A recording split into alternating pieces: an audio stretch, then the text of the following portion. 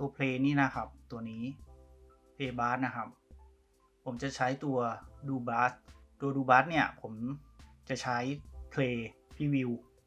โดยเดี๋ยวผมทิ้งลิงก์ไว้ข้างล่างนะครับสามารถเข้าไปโหลดได้เราแอด Playblast มาแล้วนะครับมันจะอยู่ข้างล่างสุดตัว Out มันจะชื่อ Playblast ตัวเซตตอนแรกมันจะเป็นตัวที่4นะครับใช้แค่เฉดนะครับแล้วก็เซตตัว Output นะครับ Resolution ไปที่50 Quality นะครับไปที่80ไม่ได้ Output ไปที่อื่นนะครับมันจะอยู่ที่เดียวกันกับไฟล์แล้วก็ชื่อเดียวกันด้วยตามด้วยเฟรมหลังจากเสร็จแล้วก็กดตรงนี้ได้เลย Playblast